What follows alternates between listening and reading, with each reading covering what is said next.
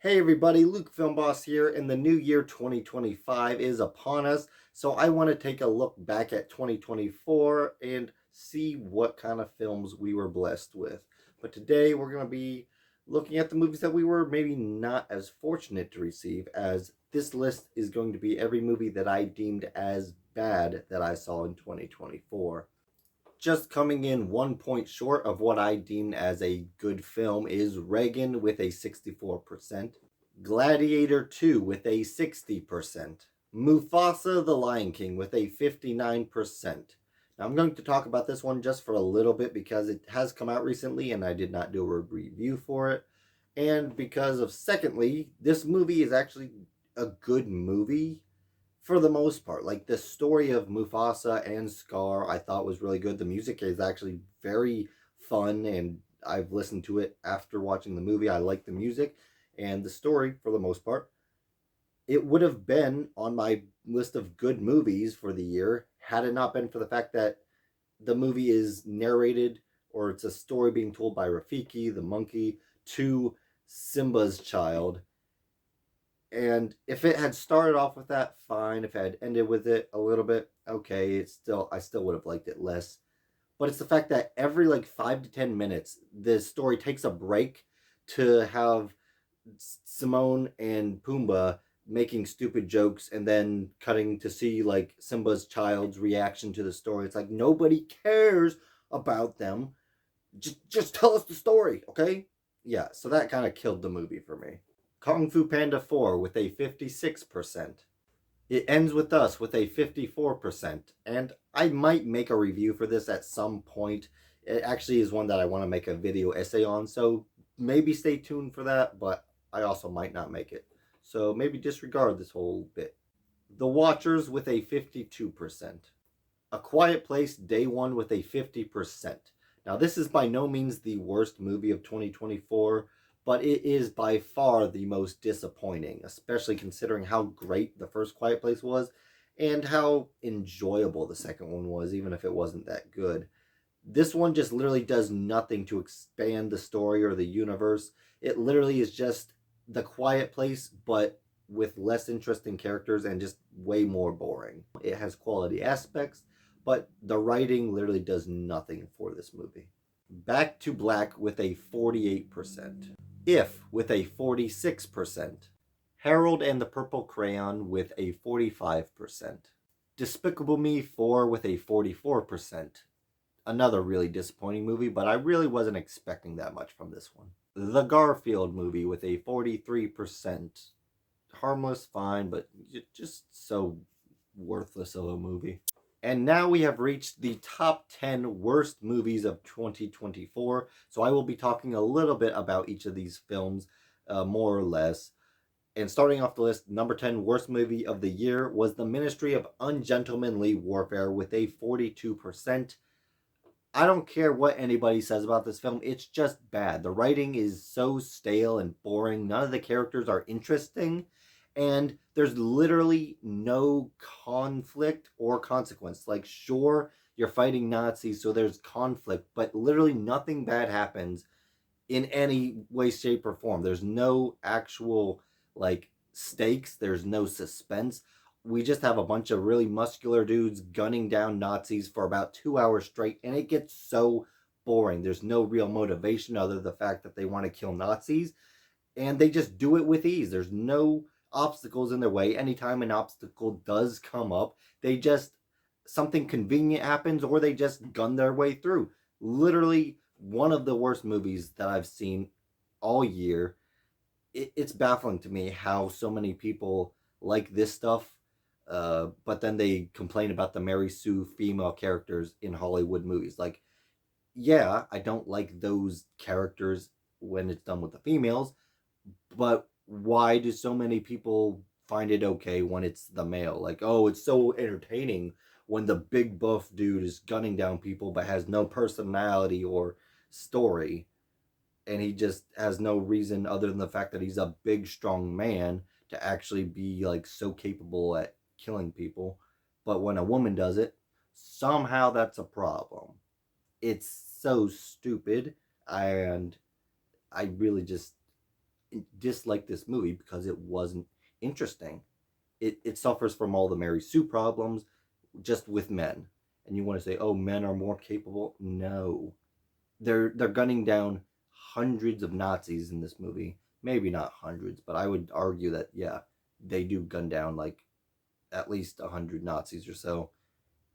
We haven't seen anything that would lead us to believe that these guys are more capable of fighters than the Nazis, other than the fact that they killed the Nazis. It's bad storytelling. The number 9 worst movie of the year is Borderlands with a 38%. Now, this is a movie that started off really bad. It's like, from the get-go, it's like, okay, this is a bad movie. But then there was a moment where it actually started picking up the pace, picking up the momentum. I'm like, okay, this could be just like a dumb, fun action film. I could enjoy it for the most part. So it started floor level, like rock bottom, and then it like raised itself up a little bit. I'm like, okay, if we keep going, to nope, it just plummeted down. Like, I forget what point it was, but there was a point where it just started going downhill. It's like it did not get better. It ended up just having one of the worst finales, the worst third acts that I've seen all year. It was pretty pathetic. In 8th place with a 36% is the movie Here. And I appreciate this movie for what it is, what it tried to be. It's creative, it's interesting, it's got the concept, but it just does not deliver. The execution just falters. And I think there was a lot of good choices in the movie that were about as good as they could have been. I think this is just an experiment. Quite frankly, it ended up kind of being a failed experiment. This like one frame kind of filmmaking just turned out not to be the cat's meow. And honestly, I don't even think that that's why it didn't work. There's a lot of things going here. First off, Tom Hanks and Robin Wright, the de-aging and everything. I never once bought that they were teenagers for a moment. They could have maybe made it work, but maybe they didn't have the budget or something. I mean, the movie had a substantial budget, so I don't know why the de-aging they just still look way too old. They don't look as old as they actually are in real life. But I never bought for a moment that they were teenagers in the scenes where they're supposed to be high schoolers. They just looked like adults, and it was weird and off-putting. And then some of the acting in this movie is like, I don't know if he was trying to intentionally be cheesy or cringy, but like some of the acting is just like, okay, that's just over the top, silly and goofy. People don't act like that, and I feel like that's something that this movie needed to kind of feel real, because it feels fake because there's no movement. You're just seeing people walking in and out of the frame, and then the frame has like miniature frames of different time periods cutting in and out because there's multiple storylines going on at the same time, which I was able to follow them eventually. Like, some of them kind of confused me. Eventually I was able to follow the timelines, but then I just didn't care about some of the timelines. Some of the other smaller storylines were more interesting than the main one that took up the bulk of the film with Tom Hanks. That storyline is just kind of generic. It's like, okay, family fun, interesting stuff. Like, there's some good stuff going on, some just kind of generic boring stuff going on, and that's like the only conflict is they're getting a divorce and he's sad, or he's just you know not making enough money to do what he wants to do. That's like the bulk of the film. So a lot of good things that could have happened with this movie, a lot of good ideas. Just maybe this form of filmmaking isn't what we needed. It just did not work. In 7th place with a 35% is Argylle, a movie that I already talked about at the beginning of the year. I did a full review, so I'm not going to talk too much. It's just a movie that is just not as smart as it thinks it is, and yet it takes itself so seriously in the first half. There was still some fun stuff going on, but it like tries to act like it's a regular spy thriller, and then at the end it just takes a nosedive and just becomes a silly, campy, weird movie, and it just is so unbalanced. It's so weird. I didn't feel an ounce of emotion for any of the characters. I didn't feel even like an ounce of joy when all the silly stuff's going on. It's just like that's just weird.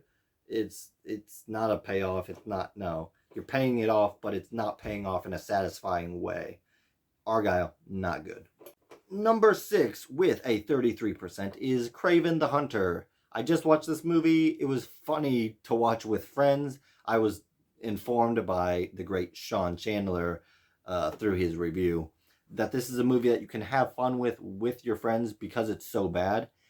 Yeah, that's literally about sums it up. The dialogue is just so silly and the story is just so generic. It's like I can see why people might like this movie, but it's just a dumb movie. It's a stupid, badly written, just weird movie. And that's okay. It's a bad movie. It's the kind of movie that you can have fun with and then rank it low on your top 10 worst movies list.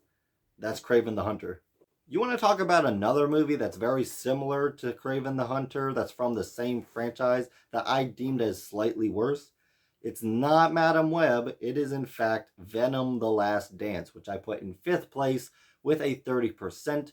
Venom the Last Dance is just a mess of a movie. Like, somehow it's about as bad, if not worse, than the first Venom, which I thought had a bunch of problems. But Venom the Last Dance just has more of them. And I don't think that Venom the Last Dance is as boring per se as the first Venom, but it's so messy. And some people disagree. Apparently, I mentioned him already. Sean Chandler liked the third act of this movie. That was, in my opinion, the worst part of the movie because it's just a bunch of random symbiotes running around doing who knows what, fighting these giant globby glob aliens that we have no idea why they are even there. Like, what are they, and why should we care that they're shredding up these symbiotes that we don't know? Like, what is going on here? Nothing was built up to this whole Venom symbiote battle thing. We don't care who these symbiotes are, so why are they trying to like make us care about them? Like, oh no, we're not the bad guys. Oh, they're all shredded up in the mouths of these giant shreddy monsters. Not to mention the dialogue between Venom and Tom Hardy's Eddie Brock just does not work. Like, it's so much worse than the other two Venoms. Like, I didn't think the first Venom was that great, but at least they got the Eddie Brock Venom bromance down, and then they perfected it in Let There Be Carnage. This movie just they fumbled it. They fumbled with that, and that was literally the core of the franchise, and they just made it boring and uninteresting, and they just try to shoehorn in all this lovey-dovey, we're gonna go see New York City. It's kind of dumb. And then you have this really bad looking dance scene with Venom and Mrs. Yen. I don't know, the Asian lady that Venom dances with, that I kind of stopped caring about in this movie. We just see her gambling for some reason, and then we dance with her, and that's it. Nothing in this movie makes any sense. And that could have worked, except it doesn't. So, do with that what you will. It wasn't even funny to watch. Like, the stuff that should have been funny was just dumb. Venom dancing with an Asian chick should have been funny. It was the dumbest, most boring, weird thing I ever watched. In 4th place with a 20% is Madame Web, the third Sony Pictures Spider-Man anti-hero spin-off franchise movie this year. Is definitely the worst one, and I did a very detailed deep dive into this movie of incompetence, I think is the word I used. It's pretty bad. Just ick. Go watch the review. Madame Web, really bad. In 3rd place with a 20% is a Netflix film, and I don't typically put a lot of streaming movies on this list, but this one had Kevin Hart, so I was like, it's a big budget Kevin Hart movie. I don't care if it's put on Netflix and it's made to be bad or whatever. Like, obviously it's going to be bad. It's a Netflix original. They're just doing it for money. Yeah, I'm putting it on this list because it's a full-length feature film with clearly a substantial budget and a good cast. It should not be this bad and boring and stupid, and like, nothing about this movie was thought out. Movie's called Lift. You can go watch it on Netflix, but you shouldn't because it's just a big waste of time. It's just a generic heist movie where nothing they do is clever or makes any sense. And it tries to be funny, but nothing it does is actually funny. In second place is one of the two really bad horror movies that I saw this year, called Afraid, and I rank it in second place with a 15%. It is one of the worst movies I've watched. It's literally nothing. It's like it takes the concept of AI being evil and taking over the world, except it's not really evil and it is evil. It's doing this movie's so confusing.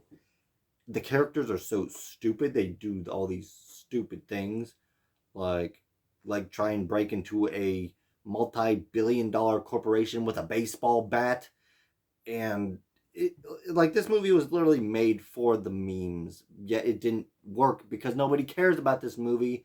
This movie isn't something that people want to make into a meme, even though they could, because the movie's just that bad. It's so boring. It's so generic. The characters are forgettable. The story is forgettable, other than AI brainwashes kids and tries to take over the world. Like, it takes the AI concept of like Megan, which does it fantastically in such a fun way where it's like silly, it's campy, but like you also have fun with it and you still feel the stakes because you care about the characters and the relationships. And then you see these people dying and you're like, okay, is Megan going to kill our main characters? You don't get that with Afraid. Like, nobody dies. Everything is like confusing and cringy. The characters are stupid. It's one of those movies where it's just like, when will it end? No thought put into the plot or the characters whatsoever, because it all just falls apart at the end. Not that there was anything holding it together from the get-go. And the number one worst movie of the year, beating out Afraid, is The Strangers Part 1 with a 14%, which technically I would say quality-wise this movie is actually better than Afraid, but even Afraid I enjoyed more. Like, there was silly and memeable to a point where I was like, okay, it's at least more enjoyable than The Strangers Part 1, which is the most boring, stupid, generic, literally nothing happens horror movie of all time. It's a horror movie. It's supposed to make you scared, yet I was not scared at all. The villains or the killers are so stupid. The protagonists who are trying to escape the killers are even stupider. Every situation probably could have been avoided. It's just like no tension. It's one of those movies where also they don't build up the characters enough to the point where I actually care if anything happens to them, and then they act so stupidly unhuman. Like, they act human, but then they act stupider than any human would.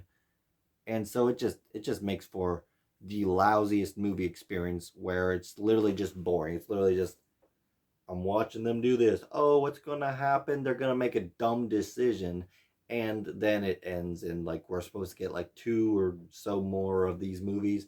Apparently, a trailer for The Strangers Part 2 came out. I still haven't watched the trailer because I don't care. Yet I'm probably gonna go watch The Strangers Part 2, even though the first one is like so dumb. Like, it has an end credit scene that makes no sense and is stupid. This is how I talk about bad movies, because there's no way I can accurately like critique this movie without sitting there watching, explaining why every scene is stupid. Like, as a whole, it's just like, why is this movie stupid? Because it's stupid. That's why. I forgot to mention the actual worst movie, which is Sonic the Hedgehog 3. 0 out of 100. It is about as base level terrible as you can get. And I know that a lot of people just got really angry right now because the movie just came out and everybody's trying to defend this film with their life because it's so great. It's peak cinema. Just kidding. I actually like Sonic the Hedgehog 3. It's going to be in my list of good films, so stay tuned for that. It's definitely not on the bad list. Thank you all for watching. Please like, comment, and subscribe, and hit that notification bell to help you be on the lookout for more videos from Luke Film Boss. Bye.